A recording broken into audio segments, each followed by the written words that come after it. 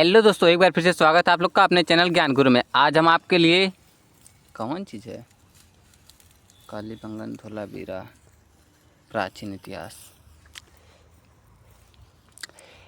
Hello दोस्तों, एक बार फिर से स्वागत है आप लोग का अपने चैनल ज्ञान गुरु में। आज हम आपके लिए प्राचीन इतिहास के 50 मोस्ट इंपॉर्टेंट क्वेश्चन लेके आ गए। तो आप लोग से रिक्वेस्ट है, वीडियो में लास्ट तक बने रहिएगा और चैनल को सब्सक्राइब करना ना भूलेगा। तो हम लोग बिल्कुल देर ना करते हुए वीडियो को स्टार्ट करते हैं। आज का हमारा पहला क्वेश्चन है, हड़प्पा सभ्यता का सबसे बड़ा नगर कौन सा था? ए कालीबंगा, बी मोहनजोदड़ो, सी धोलावीरा, डी लोथल। तो आपका करेक्ट आंसर हो जाएगा ये था लोथल। ऑप्शन सी आपका करेक्ट आंसर हो जाएगा लोथल। क्वेश्चन नंबर दूसरा है, सिंधु सभ्यता की खोज किस वर्ष हुई थी? ए 1919, बी 1921, सी 1924, डी 1926। तो आपका करेक्ट आंसर हो जाएगा सिंधु सभ्यता की जो खोज हुई थी ये हुई थी 1921 में। ऑप्शन बी आपका करेक्ट आंसर हो जाएगा 1921। क्वेश्चन नंबर 3 है, गेट बाथ किस सभ्यता से संबंधित है? ए वैदिक, बी सिंधु, सी मौर्य, डी गुप्त। तो आपका करेक्ट आंसर हो जाएगा ये सिंधु सभ्यता से संबंधित है। ऑप्शन बी आपका करेक्ट आंसर हो जाएगा सिंधु सभ्यता। क्वेश्चन नंबर 4 है, सिंधु सभ्यता के लोग किस धातु को नहीं जानते थे? ए तांबा, बी कांस्य, सी लोहा, डी सोना। तो आपका करेक्ट आंसर हो जाएगा ये लोहे को नहीं जानते थे। ऑप्शन सी आपका करेक्ट आंसर हो जाएगा लोहा। क्वेश्चन नंबर 5 है, ऋग्वेद में कुल कितने मंडल हैं? ए 8, बी 9, सी 10, डी 12। तो आपका करेक्ट आंसर हो जाएगा ऋग्वेद में मंडलों की संख्या जो है ये 10 है। ऑप्शन सी आपका करेक्ट आंसर हो जाएगा 10 मंडल। क्वेश्चन नंबर 6 है, ऋग्वेद में सर्वाधिक बार किस देवता का उल्लेख है? ए वरुण, बी अग्नि, सी इंद्र, डी सोम। तो आपका करेक्ट आंसर हो जाएगा ये सर्वाधिक बार जो उल्लेख है ये इंद्र देवता का है। ऑप्शन सी आपका करेक्ट आंसर हो जाएगा। क्वेश्चन नंबर 7 है, पुरंदर किस देवता का नाम है? ए अग्नि, बी इंद्र, सी वरुण, डी सोम। तो आपका करेक्ट आंसर हो जाएगा पुरंदर जो है इंद्र देवता का नाम है। ऑप्शन बी आपका करेक्ट आंसर हो जाएगा।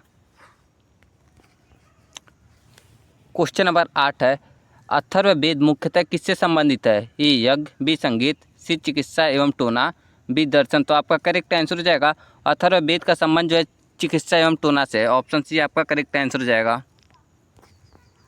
क्वेश्चन नंबर 9 है, उपनिषदों की संख्या लगभग कितनी मानी जाती है? ए 50, बी 100, सी 108, डी 200। तो आपका करेक्ट आंसर हो जाएगा ये उपनिषदों की संख्या जो मानी जाती है ये मानी जाती है 108। ऑप्शन सी आपका करेक्ट आंसर हो जाएगा।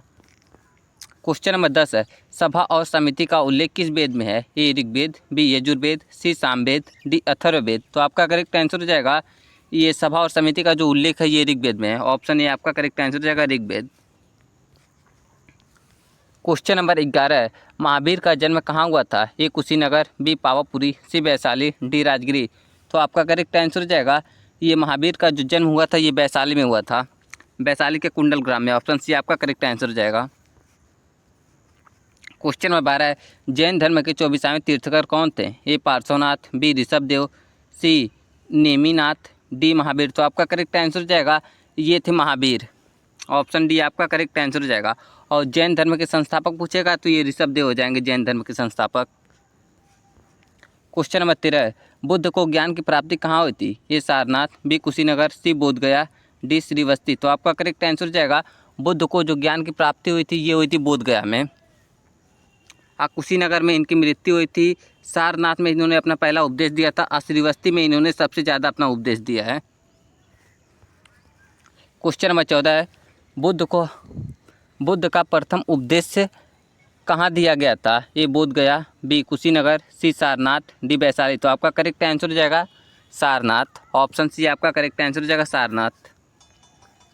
क्वेश्चन नंबर 15 है, बौद्ध धर्म के त्रिरत्न नहीं है, त्रिरत्न में कौन शामिल नहीं है? ए बुद्ध, बी धम्म, सी संघ, डी कर्म। तो आपका करेक्ट आंसर हो जाएगा ये कर्म शामिल नहीं है। ऑप्शन डी आपका करेक्ट आंसर हो जाएगा कर्म।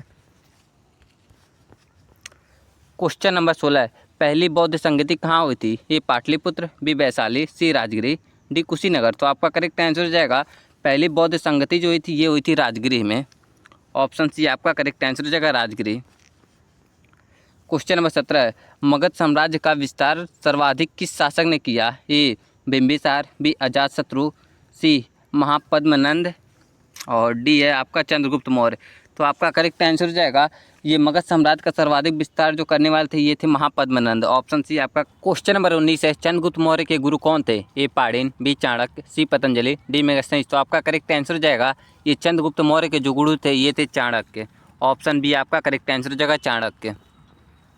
क्वेश्चन नंबर 20 है, मौर्य प्रशासन का वर्णन किस ग्रंथ में मिलता है? ए अर्थशास्त्र, बी इंडिका, सी मुद्रा राक्षस, डी महाभारत। तो आपका करेक्ट आंसर हो जाएगा मौर्य प्रशासन का जो वर्णन मिलता है ये मिलता है अर्थशास्त्र में। ऑप्शन ए आपका करेक्ट आंसर हो जाएगा बिल्कुल। क्वेश्चन नंबर 21 है, अशोक का व्यक्तिगत नाम क्या था? ए देवानंद पीर्य, बी पीर्यदर्शी, सी अशोकवर्धन, डी चंडाशोक। तो आपका करेक्ट आंसर हो जाएगा ये अशोक का जो व्यक्तिगत नाम था ये था पीर्यदर्शी। ऑप्शन बी आपका करेक्ट आंसर हो जाएगा पीर्यदर्शी। क्वेश्चन 22 है, अशोक के शिलालेख किस लिपि में है? ए ब्राही, बी खरोष्टी, सी यूनानी, डी उपरोक्त सभी। तो आपका करेक्ट आंसर हो जाएगा अशोक का जो शिलालेख है ये है आपका ये उपरोक्त सभी में है। ऑप्शन डी आपका करेक्ट आंसर हो जाएगा ये ब्राही में भी है, खरोष्टी में, यूनानी में भी है। क्वेश्चन नंबर 23 है, कलिंग युद्ध किस वर्ष हुआ था? ए 260 ईसा पूर्व, बी 250 ईसा पूर्व, सी 273 ईसा पूर्व, डी 232 ईसा पूर्व। तो आपका करेक्ट आंसर हो जाएगा कलिंग का जो युद्ध हुआ था ये हुआ था 261 ईसा पूर्व दिया था, लेकिन 261 में है नहीं तो 260 आप मान के चलिए। ऑप्शन ए आपका करेक्ट आंसर हो जाएगा। क्वेश्चन नंबर 24 है, गुप्त वंश का संस्थापक कौन था? ए चंद्रगुप्त प्रथम, बी समुद्रगुप्त, सी श्रीगुप्त, डी कुमारगुप्त। तो आपका करेक्ट आंसर हो जाएगा गुप्त वंश का जो संस्थापक था ये था श्रीगुप्त। ऑप्शन सी आपका करेक्ट आंसर हो जाएगा श्रीगुप्त।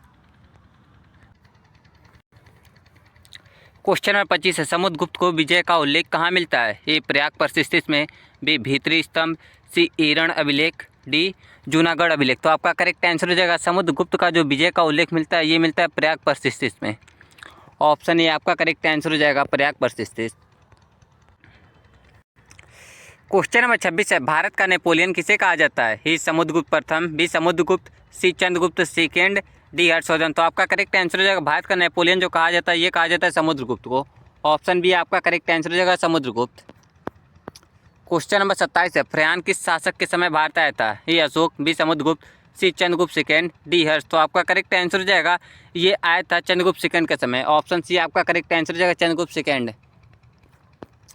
क्वेश्चन नंबर 28 है, नालंदा विश्वविद्यालय की स्थापना किसने की थी? ए हर्ष, बी कुमारगुप्त, सी अशोक, डी चंद्रगुप्त सेकेंड। तो आपका करेक्ट आंसर हो जाएगा नालंदा विश्वविद्यालय की स्थापना करने वाला था कुमारगुप्त। ऑप्शन बी आपका करेक्ट आंसर हो जाएगा। क्वेश्चन नंबर 29 है, हर्षवर्धन की राजधानी क्या थी? ए पाटलिपुत्र, बी थनेश्वर, सी कन्नौज, डी उज्जैन। तो आपका करेक्ट आंसर हो जाएगा हर्षवर्धन की जो राजधानी थी ये थी कन्नौज। ऑप्शन सी आपका करेक्ट आंसर हो जाएगा कन्नौज। क्वेश्चन नंबर 30 है, हर्षवर्धन की जीवनी हर्षचरित्र किसने लिखी? ए कालिदास, बी बाणभट्ट, सी अश्वघोष, डी भवभूति। तो आपका करेक्ट आंसर हो जाएगा ये लिखने वाले हैं बाणभट्ट। ऑप्शन बी आपका करेक्ट आंसर हो जाएगा।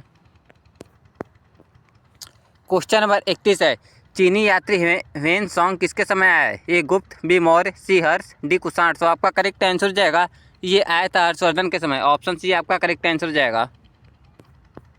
क्वेश्चन नंबर 32 है, कुषाण वंश का संस्थापक कौन था? ए कनिष्क, बी भीमकटफिसेस, सी कुजुल कटफिसेस, डी क्विशक। तो आपका करेक्ट आंसर हो जाएगा ये कुषाण वंश का जो संस्थापक था ये था कुजल कटफिसेस। ऑप्शन सी आपका करेक्ट आंसर हो जाएगा। क्वेश्चन नंबर 33 है, कनिष्क की राजधानी क्या थी? ए तक्षशिला, बी पेशावर, सी मथुरा, डी कपिसा। तो आपका करेक्ट आंसर हो जाएगा ये थी पेशावर। ऑप्शन बी आपका करेक्ट आंसर हो जाएगा पेशावर। 34 है, चौथी बौद्ध संगति कहाँ हुई थी? ए पाटलिपुत्र, बी वैशाली, सी कुंडलवन, डी राजगिरी। तो आपका करेक्ट आंसर हो जाएगा चौथी बौद्ध संगति जो हुई थी ये हुई थी कुंडलवन में। ऑप्शन सी आपका करेक्ट आंसर हो जाएगा कुंडलवन। पहली जो हुई थी राजगिरी में हुई थी, दूसरी वैशाली में हुई थी, तीसरी पाटलिपुत्र में हुई थी और चौथी जो हुई थी कुंडलवन में हुई थी। क्वेश्चन नंबर 35 है, गुप्त काल को किस नाम से जाना जाता है? ए धार्मिक युग, बी स्वर्ण युग, सी लौह युग, डी अंधकार युग। तो आपका करेक्ट आंसर हो जाएगा गुप्त काल को जो जाना जाता है ये जाना जाता है स्वर्ण युग से। ऑप्शन बी आपका करेक्ट आंसर हो जाएगा स्वर्ण युग। क्वेश्चन नंबर 36 है, आर्यभट्ट किस काल से संबंधित थे? ए मौर्य, बी कुषाण, सी गुप्त, डी हर्ष। तो आपका करेक्ट आंसर हो जाएगा आर्यभट्ट जो थे ये थे गुप्त काल से संबंधित। ऑप्शन सी आपका करेक्ट आंसर हो जाएगा। क्वेश्चन नंबर 37 है, शून्य का प्रयोग सर्वप्रथम किसने किया? ए पाणिनि, बी आर्यभट्ट, सी वाराणमिहिर, डी ब्रह्मगुप्त। तो आपका करेक्ट आंसर हो जाएगा शून्य का प्रयोग करने वाले थे ये थे आर्यभट्ट। ऑप्शन बी आपका करेक्ट आंसर हो जाएगा आर्यभट्ट। क्वेश्चन नंबर 38 है, मेघदूत के रचयिता कौन है? ए भवभूति, बी बाणभट्ट, सी कालिदास, डी अश्वघोष। तो आपका करेक्ट आंसर हो जाएगा मेघदूत के जो रचयिता हैं ये हैं कालिदास। ऑप्शन सी आपका करेक्ट आंसर हो जाएगा कालिदास। क्वेश्चन नंबर 39 है, अजंता की गुफाएं किस काल की हैं? ए मौर्य, बी शुंग, सी गुप्त, डी कुषाण। तो आपका करेक्ट आंसर हो जाएगा अजंता की जो गुफाएं हैं ये हैं गुप्त वंश से संबंधित। ऑप्शन सी आपका करेक्ट आंसर हो जाएगा गुप्त वंश। क्वेश्चन नंबर 40 है, सातवाहन वंश की राजधानी क्या थी? ए प्रतिष्ठान, बी उज्जैन, सी पाटलिपुत्र, डी तक्षशिला। तो आपका करेक्ट आंसर हो जाएगा ये थी प्रतिष्ठान। ऑप्शन ए आपका करेक्ट आंसर हो जाएगा प्रतिष्ठान। क्वेश्चन नंबर 41 है, अमरावती कला शैली किससे संबंधित है? ए मौर्य, बी शुंग, सी सातवाहन, डी गुप्त। तो आपका करेक्ट आंसर हो जाएगा ये संबंधित है सातवाहन काल से। ऑप्शन सी आपका करेक्ट आंसर हो जाएगा। क्वेश्चन नंबर 42 है, गुप्त प्रशासन में भुक्ति किसे कहते थे? ए गांव, बी जिला, सी प्रांत, डी राज्य। तो आपका करेक्ट आंसर हो जाएगा ये प्रांत को कहते थे भुक्ति। ऑप्शन सी आपका करेक्ट आंसर हो जाएगा। क्वेश्चन नंबर 43 है, भूमि अनुदान प्रथा की शुरुआत किस काल में हुई थी? ए मौर्य, बी शुंग, सी गुप्त, डी हर्ष। तो आपका करेक्ट आंसर हो जाएगा ये हुई थी गुप्त काल में। ऑप्शन सी आपका करेक्ट आंसर हो जाएगा गुप्त काल। क्वेश्चन नंबर 44 है, वैदिक काल में सबसे छोटी प्रशासनिक इकाई क्या थी? ए जन, बी ग्राम, सी विश्व, डी राष्ट्र। तो आपका करेक्ट आंसर हो जाएगा ये था ग्राम। ऑप्शन बी आपका करेक्ट आंसर हो जाएगा ग्राम।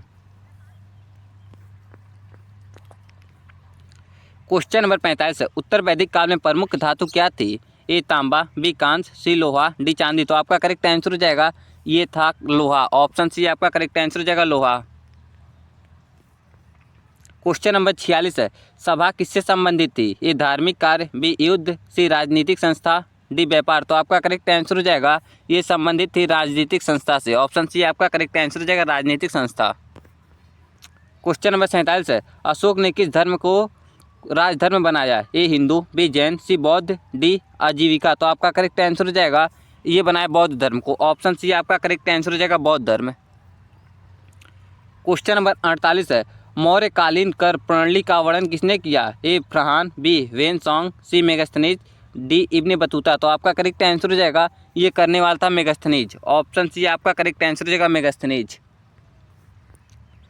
क्वेश्चन नंबर 49 है, प्रयाग प्रशिस्टिस किस भाषा में लिखी गई है? ए पाली, बी प्राकृतिक, सी संस्कृत, डी तमिल। तो आपका करेक्ट आंसर हो जाएगा ये लिखी गई है संस्कृत भाषा में। ऑप्शन सी आपका करेक्ट आंसर हो जाएगा संस्कृत। क्वेश्चन नंबर 50 और लास्ट क्वेश्चन है, 10 कुमार चरित्रम के लेखक कौन है? ए डांडी, बी कालिदास, सी बाणभट्ट, डी भवभूति। तो आपका करेक्ट आंसर हो जाएगा ये भव चरित्रम के लेखक जो हैं 10 कुमार चरित्रम के लेखक जो हैं ये है डांडी। ऑप्शन ए आपका करेक्ट आंसर हो जाएगा डांडी।